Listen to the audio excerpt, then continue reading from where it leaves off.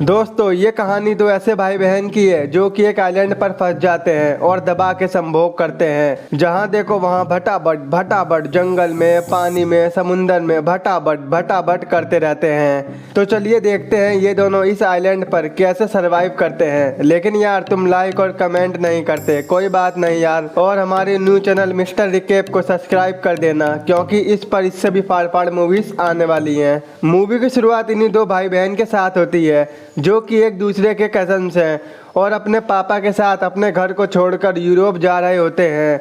उसी बोट में एक पैडी नाम का नौकर भी खाना बनाने का काम करता था। वहीं वो दोनों भाई बहन वो देख रहे होते हैं जो आजकल हम देखते हैं। तभी पैडी उन्हें देख लेता है। वो कहता है ओम फोन डुराटे काट दियो और उन्हें खूब मारता है। तो एमलीन पैडी को रोकने लगती है। अचानक उसी बोट में आग लग जाती है और सभी लोग भागने लगते हैं। वहीं पैडी उन दोनों को लेके एक बोट में बैठ जाता है, जहां बोट तैरते तैरते बीच समुंदर में आ जाती है, जिससे वो परेशान हो जाते हैं। और अगली सुबह जब उनकी आंख खुलती है तो वो दोनों पैडी को जगाते हैं और एक आइलैंड को देखकर बहुत खुश हो जाते हैं, क्योंकि उनके पास ना खाने को कुछ था ना पीने को। वहीं पैडी डुर्राटे काट के बोट मोड़ देता है, जिससे वो सभी आइलैंड पर पहुंच जाते हैं।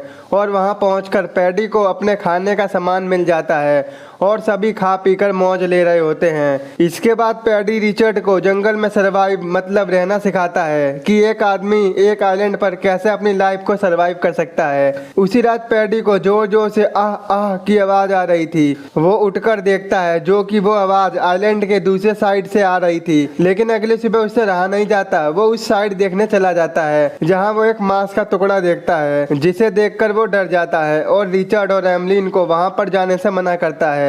उसी रात पैडी ठर्रा पी के बच्चों के साथ झमाझम डांस करता है और पैडी फिर से आइलैंड के उस पार चले जाता है, जैसे कि उसकी लुगाई उसे वहां दे रही हो। जब सुबह होती है तो रिचर्ड पैडी को ढूंढने लगता है। वहीं वो पैडी को देखते देखते दूसरे आइलैंड पर पहुंच जाते हैं, जहां वो देखते हैं कि पैडी को यमराज ले गया है, मतलब ओम नमः शिवाय पैडी आपके पास ही आए। पैडी को देखकर वो दोनों डर जाते हैं, क्योंकि उनके सिवाय इनका कोई नहीं था। और वो दोनों उस आइलैंड को छोड़कर दूसरे आइलैंड पर पहुंच जाते हैं। अब धीरे धीरे रिचर्ड और एमलीन बड़े हो जाते हैं और एक दूसरे की तरफ बहुत अट्रैक्ट होते जा रहे थे। जैसे अभी मौका मिले तो वो काम कर दें, जो आजकल के लोग चाहते हैं अपनी बंदी से।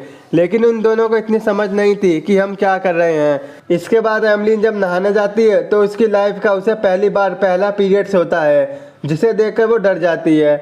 वो रिचर्ड को आवाज देने लगती है, लेकिन एमलीन को फील होता है कि ये ब्लड उस वजह से आ रहा है और वो रिचर्ड को वहां से जाने को कहती है। उसके बाद रिचर्ड एमलीन से पूछता है वो ब्लड कहाँ से आया था, कोई चोट तो नहीं लगी ना तुमको? जिस पर एमलीन कहती है मुझे कुछ नहीं पता। और यहीं से रिचर्ड को पता चलता है कि एमलीन मुझसे बातें छुपाने लगी है। और दूसरी तरफ एमलीन रिचर्ड के प्यार में पागल होती जा रही थी, जैसे उसकी तितली हैंडपंप लेने को तड़प रही हो।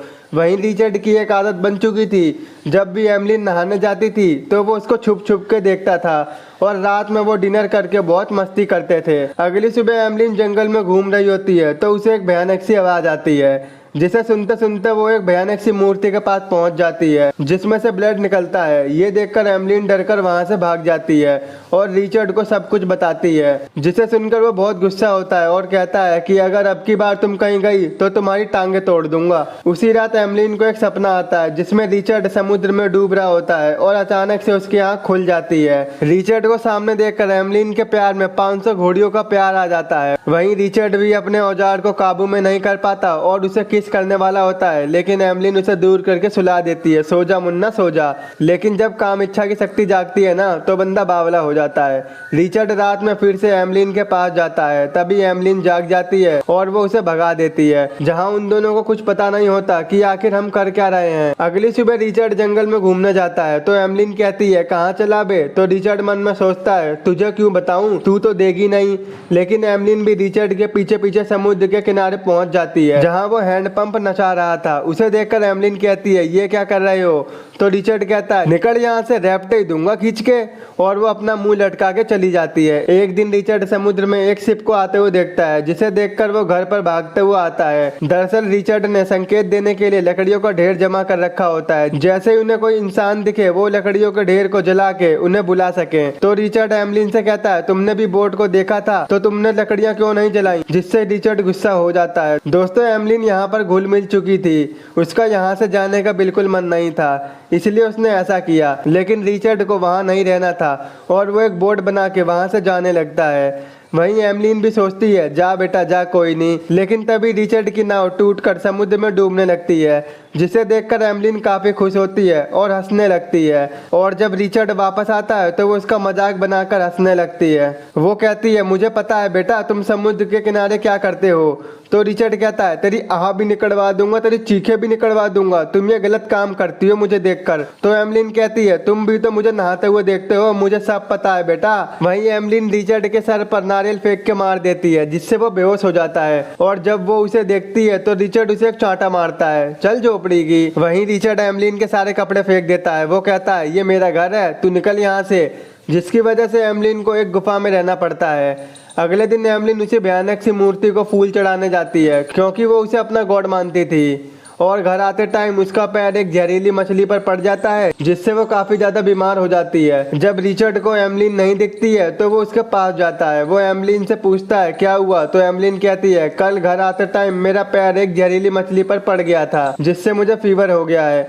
एमलीन को इस हाल में देखकर रिचर्ड को बहुत बुरा लगता है। वहीं एमलीन रिचर्ड से कहती है तुम मुझे उसी भयानक मूर्ति के पास ले चलो, वो मुझे ठीक कर देगी। उसकी बात मानकर रिचर्ड एमलीन को वहीं ले जाता है। थोड़ी देर वहीं आराम करने से एमलीन ठीक हो जाती है, जिससे रिचर्ड बहुत खुश होता है। वो दोनों एक दूसरे को कभी नहीं खोना चाहते थे। एक दिन हम जंगल में रिचर्ड और एमलीन के फ्रूट खाते हुए देखते हैं, जहां रिचर्ड एमलीन को उस नज़र से देखता है जो उसे चाहिए था। इसके बाद तो वो अपने आप से कंट्रोल खो देता है और एमलीन भी इस बार फुल साथ देती है और दोनों दबा के संभोग करते हैं और करते ही रहते हैं, क्योंकि उससे पहले केला जो खा लिया था। एक दिन रिचर्ड और एमलीन रात में आपस में बात कर रहे होते हैं। तो रिचर्ड बोलता है क्या बात है, तुम मुझसे क्या छिपा रही हो।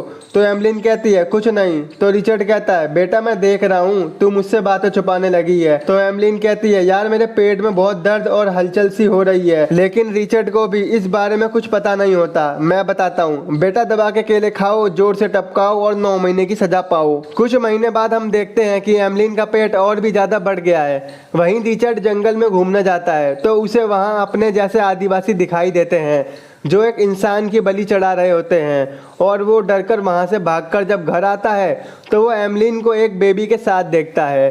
दरअसल एमलीन अब माँ बन गई थी। वहीं उसका बच्चा बहुत रोता है तो उन्हें लगता है कि इसको भूख लगी है और वो दोनों उसे फल खिलाने लगते हैं। लेकिन भला वो बच्चा फल कैसे खाए, उसे तो मम्मी का मिल्क चाहिए। तभी एमलीन उसको गोद में ले लेती है और वो बच्चा एमलीन का मिल्क पीने लगता है। वहीं रिचर्ड एमलीन को आइलैंड के दूसरी तरफ जाने से सख्त मना करता है और अब ये दोनों अपनी लाइफ में काफी खुश थे। एक दिन रिचर्ड के पापा शिप लेके वहीं से जा रहे होते हैं और अपनी दूरबीन से वो रिचर्ड को देखता है, जिसे लगता है कि ये कोई आदिवासी है, और वो अपनी बोट को मोड़कर चले जाते हैं। वहीं रिचर्ड और एमलीन ने भी उस बोट को देखा था, लेकिन अब उसका मन वापस जाने से बदल चुका था। इसके बाद रिचर्ड और एमलीन पुराने आइलैंड पर जाते हैं जहां वो स्टार्टिंग में आए थे और अपनी पुरानी यादों को याद करते हैं। वहीं उन दोनों का बेबी अब बड़ा हो चुका था। वो एक जहरीली बेर को तोड़कर बोट में डाल देता है और वहां से घर जाते टाइम रिचर्ड का बच्चा नाव की पतवार को नीचे समुद्र में गिरा देता है। एमलीन उसे उठाने की बहुत कोशिश करती है लेकिन कोई फायदा नहीं होता। जब रिचर्ड उस पतवार को लेने जाता है तभी उसके पीछे एक शार्क पड़ जाती है, जिसे बचाने के चक्कर में एमलीन नाव की दूसरी पतवार को भी शार्क पर फेंक देती है और रिचर्ड बोट में आ जाता है। लेकिन उनके पास अब कोई रास्ता नहीं था कि वो तीनों समुद्र से कैसे बाहर निकले। तभी रिचर्ड के बेबी को भूख लगती है और वो वही बेर खा लेता है, जिसे देखकर एमलीन काफी डर जाती है। लेकिन अब क्या था, ये देखकर वो दोनों डिसाइड करते हैं हम भी ये बेर खा लेंगे। लेकिन वो देखते हैं कि इस बच्चे पर बेर का असर नहीं हुआ, वो तो बस सो रहा था। वहीं रिचर्ड के पापा बीच समुंदर में रिचर्ड की नाव देख लेते हैं और वो लोग वहां पहुंचकर उन सभी को बचा लेते हैं। यही मूवी का एंड हो जाता है। दोस्तों इस मूवी का नाम है द ब्लू लेगून, जो कि साल 1980 में रिलीज की गई थी। आई होप आपको मेरा एक्सप्लेन पसंद आया होगा, और अभी तक आपने हमारे फेसबुक पेज और इंस्टाग्राम को फॉलो नहीं किया है तो कर दो यार, और हाँ चैनल को सब्सक्राइब भी कर देना। तो मिलते हैं आपसे ऐसे ही नेक्स्ट वीडियो में।